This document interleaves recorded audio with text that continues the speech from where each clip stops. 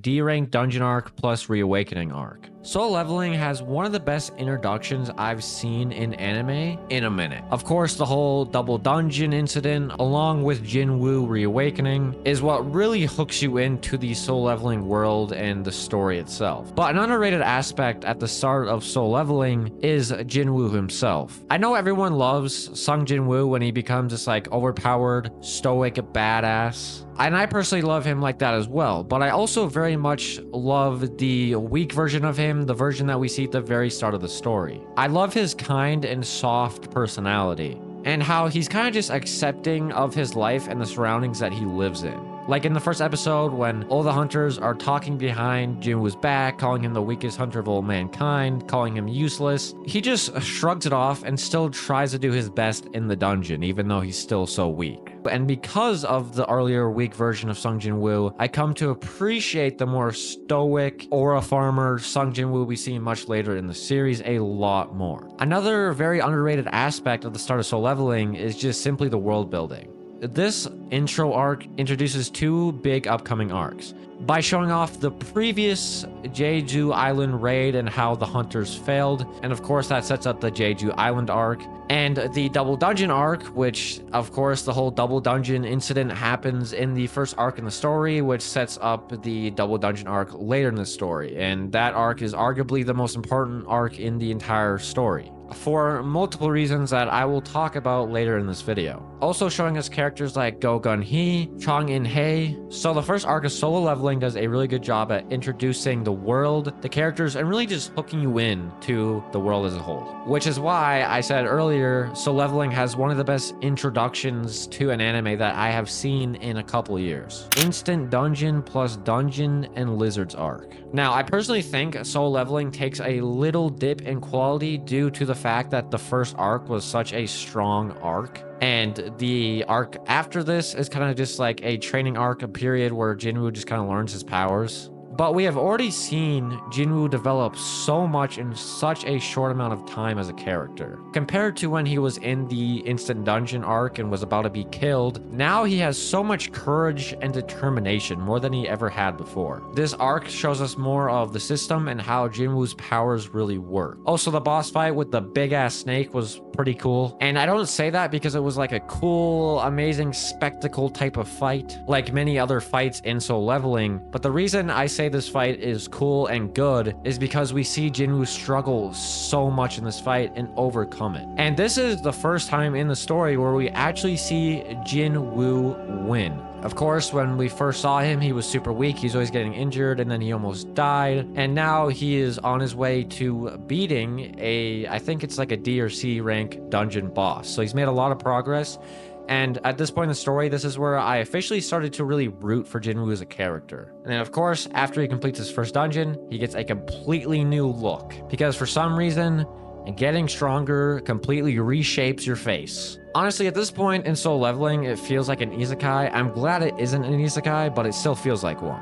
But now moving on to the dungeon raid with Dong Wong-soo's brother and his crew trying to kill Jinho, along with Yunho, who we also first meet in this arc. And in this arc, or this portion of the story, this is the first time that we are introduced to the ideas of hunters not just being the heroes. Up until this point, hunters have been displayed as heroes. We have seen top tier hunters like Biek and Choi In-jon both have interviews and really just seem like heroes at first glance. And the whole idea of hunters being the good guys by protecting humans from magical monsters. Well, in reality, this shows us that hunters really fit more into the gray area, with some hunters being good people and then of course others just being bad people. And I really like that we are introduced to this concept because it adds a lot more depth to the overall solo leveling world and doesn't make everything just black and white. Of course, this gray area of hunters also plays into Jinwoo as a character, as in this arc, this is where we see Jinwoo kill humans for the first time, and this is where he completely switches his mindset to survival mode.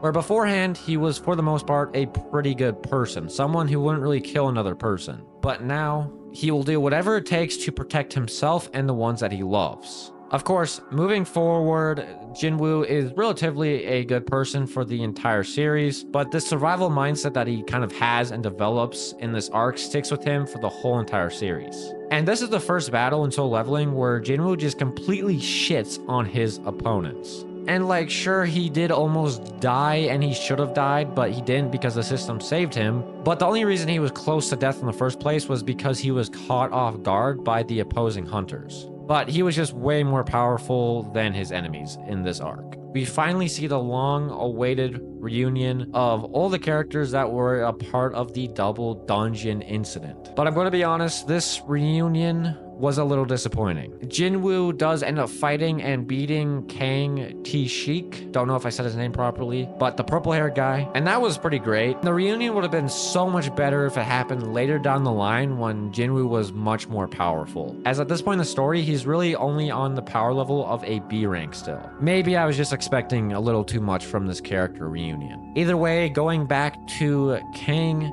I really don't know how to feel about the whole him being a twist villain type of thing. And I know we're barely into Soul Leveling at this point, but all the villains have either just been pure evil or really greedy or a mix of both. And one of the main problems that I personally have with Soul Leveling is the fact that there's really no established antagonist or group of antagonists until towards the end of the story. And for the most part, all of the side antagonists or all the villains that only pop up for an arc or two are all very super bland and generic. Overall, though, I don't really have too much to say about this arc other than it was just a really solid arc. But now moving into the job change arc, the first big shift in the story, because Jinwoo gets his summoning powers. And let me just say, what a badass power, bro. Honestly, one of the most unique and cool abilities that I have seen in anime. And we also see the best fight up until this point in the series, which is Jinwoo versus Igris. And the reason this fight is so good, aside from the obvious with this fight just being beautifully animated and just a really cool fight,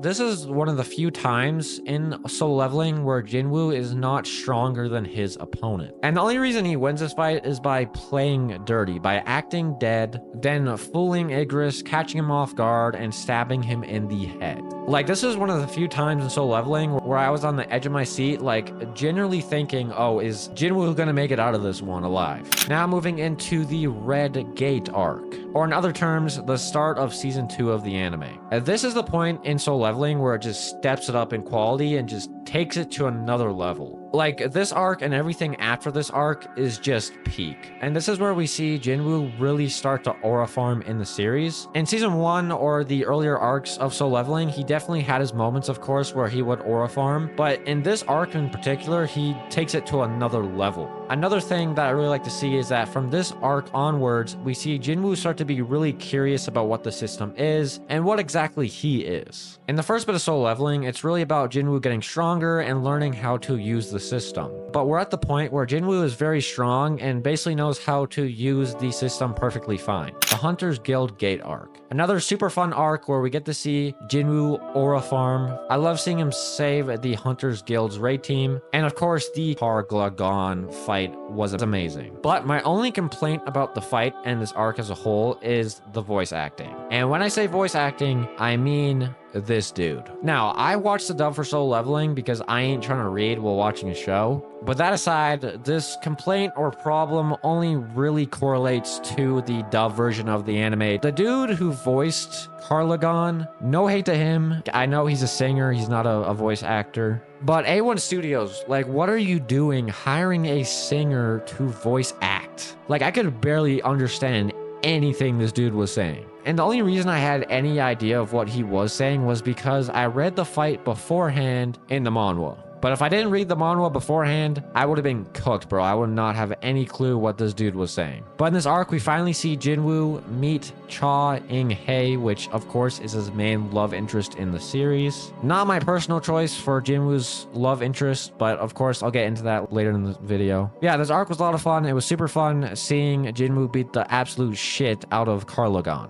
Return to Demon Castle arc. Before I talk about this arc or get into this arc, because I know some people are going to be wondering, I did not cover anything from the first Demon Castle arc, where Jinwoo only goes to floor 50 and then beats the boss Vulcan. The reason I didn't bring up that arc at all is because I legit had nothing to say about it. I know I also skipped some other arc, and if I skip any other arcs moving forward in this video, it's not because I think they're bad, it's just because I legit don't have anything to say about those arcs. But now on to the good stuff. Of course, the highlight of this arc is the Baron versus Jinwoo fight. Probably a top 5 fight for me in the entire series. But my favorite part of this arc was actually not that fight, and was when Jinwoo gives his mom the holy water of life and she wakes up from her coma. This moment was beautiful, man. Especially in the anime. The music, the animation, and just the emotion in the scene was all amazing. Seeing Jinwoo break down in tears because of all of the hard work and struggles that he has gone through, finally paying off after all this time, I'm not gonna lie, I low-key shed a tear when I saw Jinwoo break down. I mentioned this in my last solo leveling video, self-plug,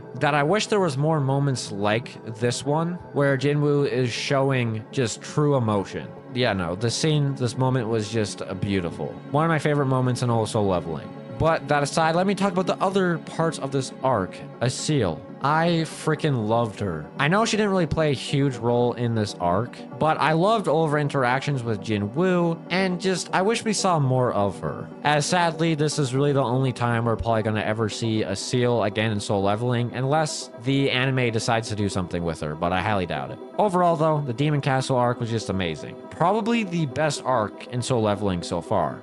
But the Demon Castle arc will be dethroned as we are talking about the Jeju Island Raid arc, which is personally my favorite arc in also leveling. The intro to this arc was fire. We see the Japanese hunters, and I love the spar between the Japanese and Korean hunters as well as Goto versus Jinwoo. But I hated the way that the Japanese hunters were treated in this arc. I hated how underutilized they all were and just how disappointing of a group of characters they were as a whole, especially Goto. Goto did nothing in this series except for get folded twice, once by Burrow and once by Sung Jin-woo, and this man is hyped up beyond belief in this story. And Goto had a lot of potential to be just a really good character. And I'm not mad about Goto losing to Burrow in particular. That was bound to happen. But I am mad that Burrow kills him with little to no effort and we really don't see a fight. It's pretty clear that Goto is in a league of his own compared to the other hunters, except for Jinwoo, of course. So I think it's pretty stupid for Goto to not put up a fight whatsoever against Burrow. I get it, Burrow was much more powerful than him, but we could have at least seen something from this fight, but no. Goto basically just gets one-shotted. What makes me mad is the fact that basically all the Japanese hunters like died super easily and they just all got their heads ripped off, while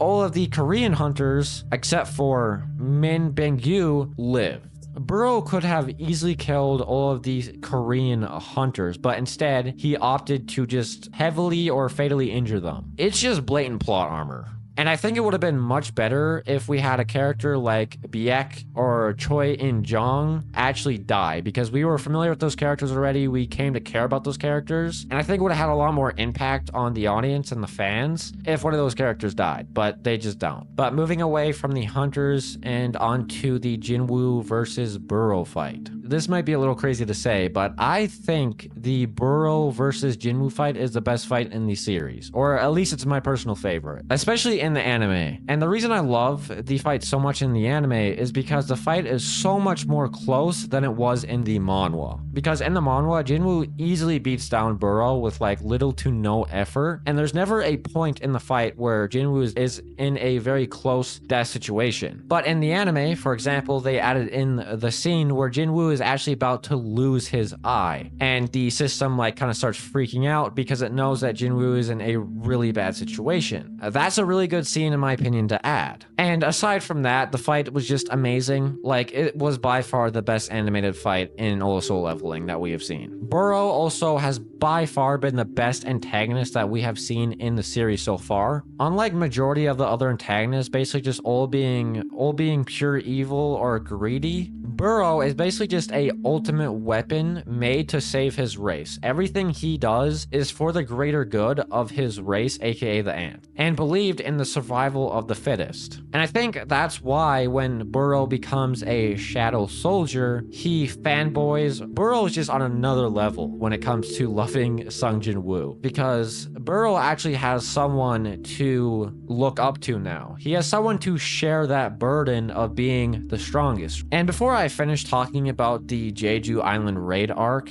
anime onlys, this is your spoiler warning. If you don't want to be spoiled, click off this video. Double Dungeon arc.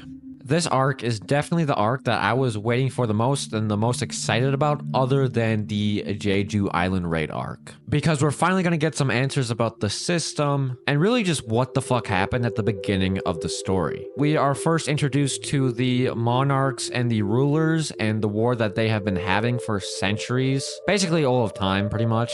Which is a huge turning point in the story because Soul Leveling went from humans versus magical beasts, where there are now two higher entities of beings basically just fighting for all of eternity. And overall, I thought the monarch versus the rulers subplot was really well thought out, really good, and just added a lot more depth and history to the solo leveling world. But yes, there is a but. I personally am not a huge fan of this higher entity beings concept. Now, I know I'm contradicting everything I just said a couple seconds ago, but I just simply don't like it. The best way to put it, or the best way to compare it, is like the Otsutsuki from the Naruto series. For a majority of Naruto, it's just ninjas versus ninjas. But then at the end of the story, we are introduced to Kaguya, and she kind of just comes out of nowhere. And she is a literal outer being god. So Naruto went from ninjas versus ninjas to ninjas versus gods. And of course, the same applies with Soul Leveling, where it went from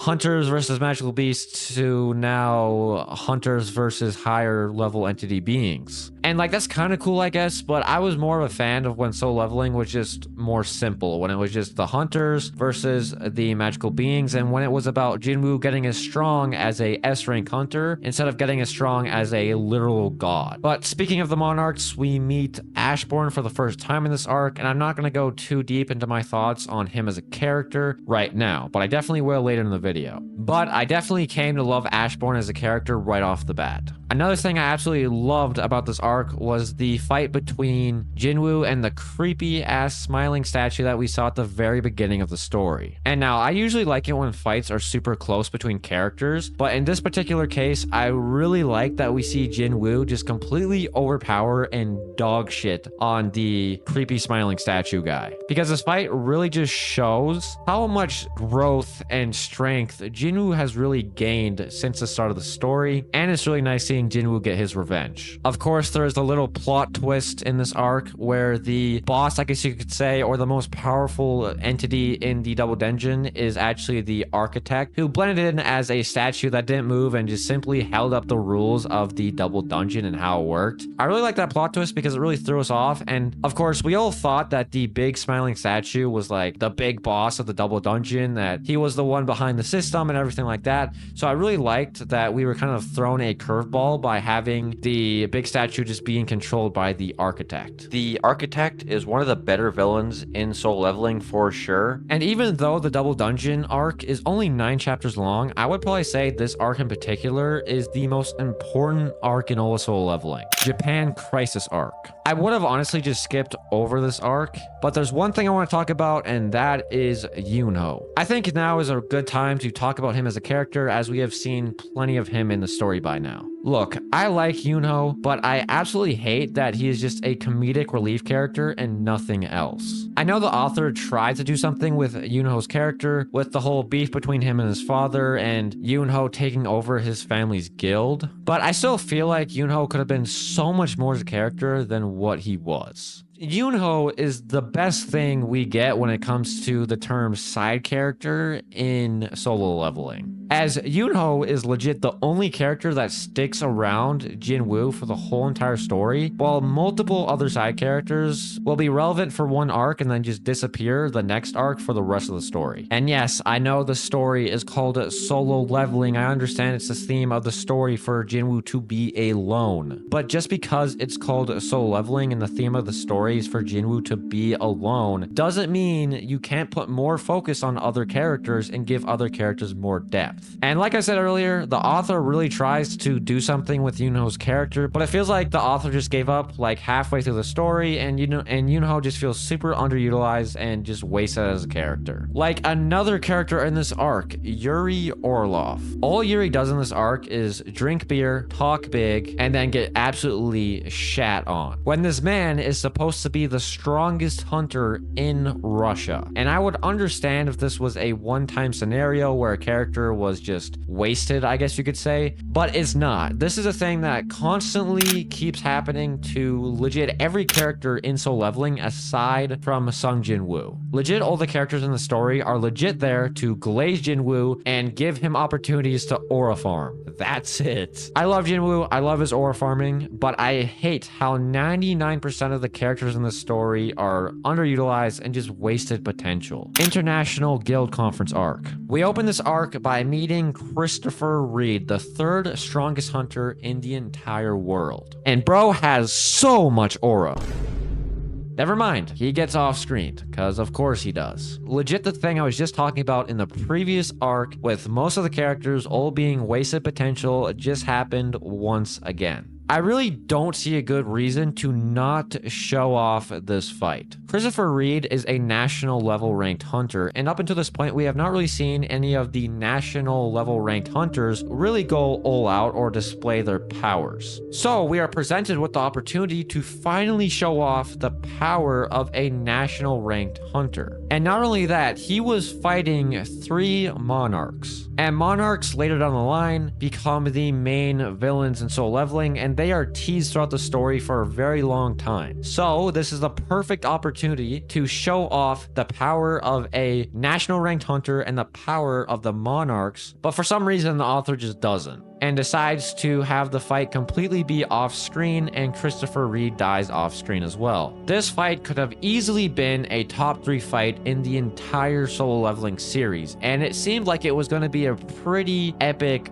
fight, as beforehand this fight was pretty hyped up just for us to be really disappointed. But now moving on to a actual top 3 fight in Solo Leveling, Thomas Andre versus Jinwoo. This fight was amazing. Now, I really love this fight. I loved all the moments in this fight. I loved how Jinwoo beat down Thomas, but I wish the fight was a little bit closer, as in reality, Jinwoo didn't really struggle whatsoever during this fight. That's my only complaint about it though. That aside, the fight is amazing. And the ending of this arc was just amazing, where Jinwoo states that he will declare war on all the hunters if they hurt his father. That has to be one of my favorite moments in all of Soul Leveling. The aura farming from Jinwoo was off the charts during this arc. I don't know if it's this arc or the previous arc, but Jinwoo's aura goes from blue to purple, and I think the purple aura that he has later in the story just fits him so much better. Monarch War Arc. We are now onto the final arc, the final segment of this story. We start this arc off hot, finally getting to see a monarch in action, after they have been teased for like 40 chapters at this point. And Go Gun-hee sadly died. He was by far one of the best characters in Soul Leveling. And now, you would probably expect to see the start of this giant war between Jinwoo and the monarchs, but no, for some reason we see Jinwoo go on a date with Cha In-hye. Now, I really did love seeing this little date and these two characters interact, but I had a lot of problems with this date. One, the timing of this date was just horrible. Like, I don't know why the author would decide to put a date between these two characters in the middle of the final arc when a giant war is about to happen. Like, pretty strange time to add in this little romantic date thing. And two, Jinwoo just got interested or gained feelings for Cha In-hye out of nowhere.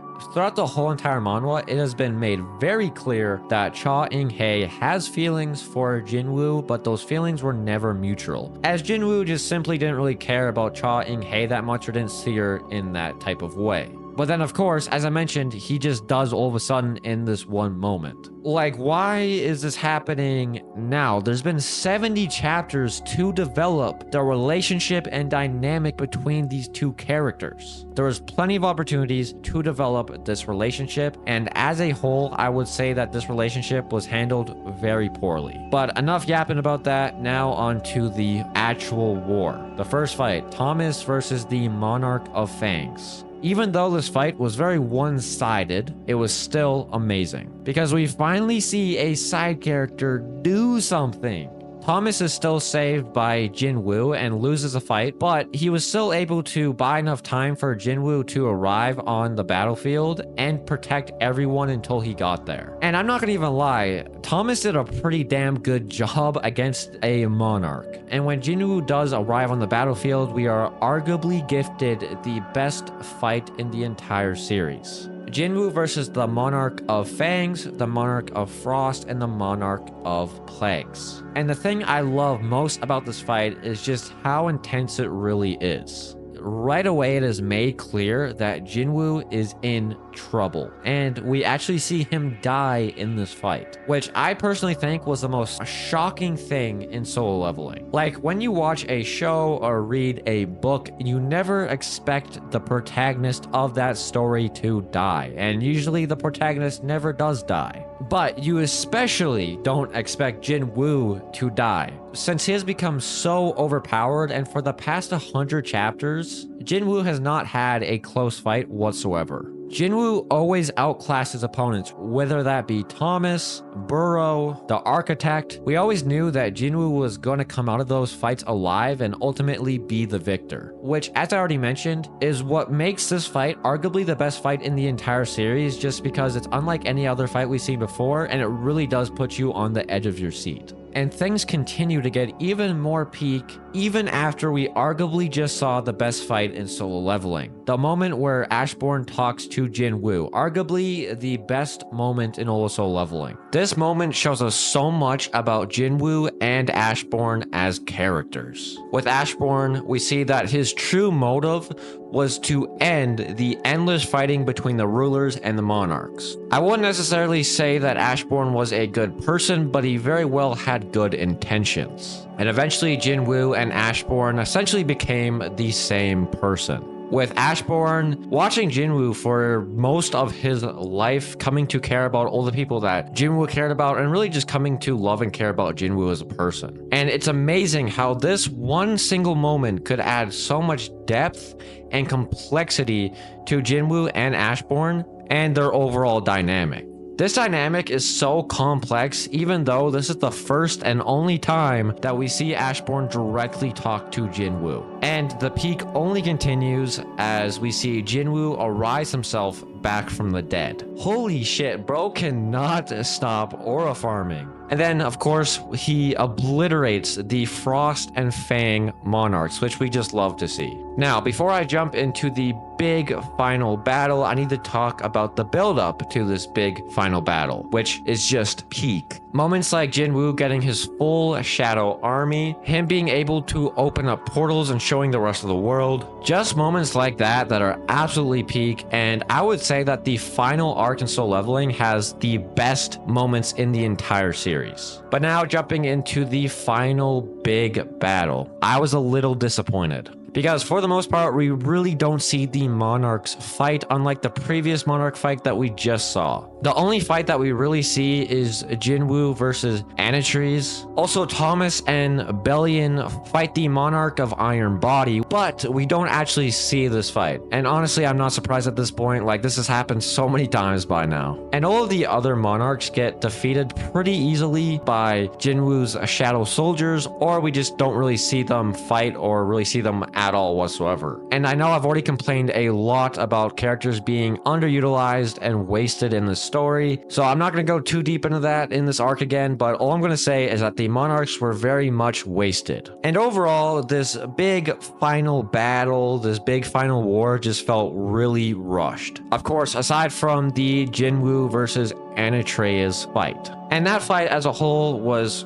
really great, and honestly, probably the best thing about the big final battle. I'm not a huge fan of Anatreus as a antagonist, but I actually like that we have a established main villain, big bad in the story now. Unlike earlier, where we just saw a bunch of various villains here and there that wouldn't really stay relevant in the story. And as a whole, I don't really have too much to say about this fight. It's a good fight, but not my favorite in the series. Now moving on to one of the most important things when it comes to making a story, the ending. I have very mixed feelings about the solo leveling ending. I love and hate the ending at the same time. First, getting into my love for the ending is perfect for Jinwoo's character. Him resetting basically just all of life and making everyone get reincarnated so that he could go back and protect the people that he failed to protect just fits Jinwoo's character perfectly. Because Jinwoo's whole entire character journey is about him becoming the hero who takes on all of the heavy burdens to protect the ones that he loves, becoming the strongest. And aside from the ending just being perfect for Jinwoo's character, it was perfect for the theme of the story, and I thought it was really well thought out. But now moving on to the stuff that I hate about the ending. I hate the fact that everything gets reset. I know I'm contradicting myself because just a moment ago I said the ending and just Jinwoo resetting everything was perfect for his character, and it is. I still stand by that. But by having this type of ending where basically the whole entire story gets reset, all the characters come back to life and get reincarnated, I really just hate that type of ending, and it really feels like I just wasted my time. Another really good example of this type of ending is Tokyo Revengers. And let me just say, Tokyo Revengers has one of the worst endings that I have ever seen for a manga. Basically, in Tokyo Revengers, the main character gets reincarnated and all of the other characters as well get reincarnated, and then they all kind of fix their mistakes that they previously made, and just everything goes happily ever after, and it's just really stupid. And Solo Leveling is in the exact same boat as Tokyo Revengers when it comes to this type of ending. Of course, as I mentioned, this ending has some redeeming qualities. That's why I don't just flat out hate the ending. And Solo Leveling has a really lengthy epilogue, which I'm not going to go too deep into,